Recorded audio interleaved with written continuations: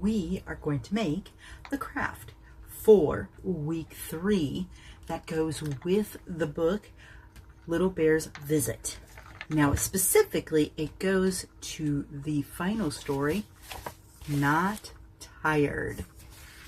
And it is this adorable project. And inside it is completely blank, so we could do anything inside here.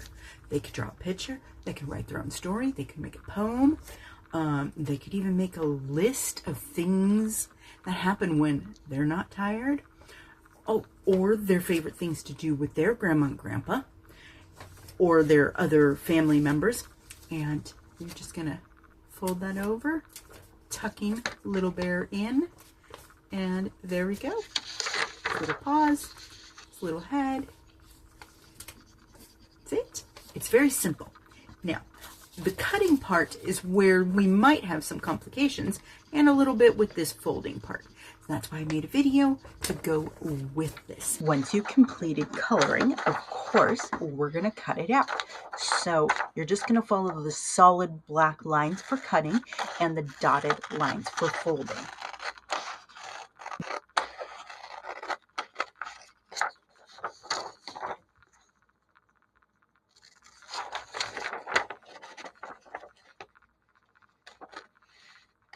Now there's going to be some tricky spots where we're going to curve around things.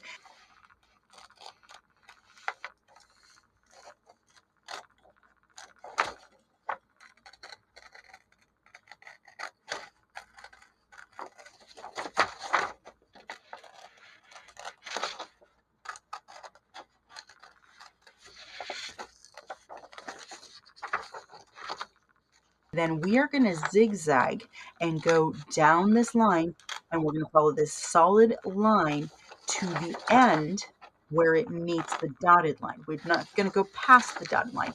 Now, of course, you can go a smidge past it, but not too far. And then we're going to trim off that little piece. And you can see how, I've got this open here. We want that because we're going to make a fold, and that's a really important spot.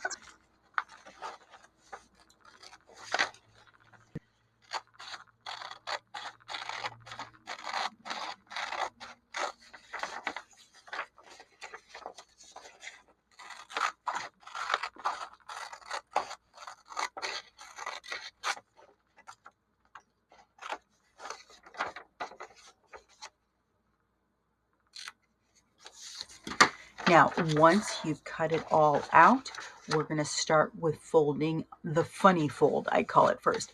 We're going to fold on the line, so we're going to go to the back with the fold, but we do need it to go the other direction. So we will flip it back over and refold it. It's just much easier to fold that way. Then we're going to fold on that top dotted line.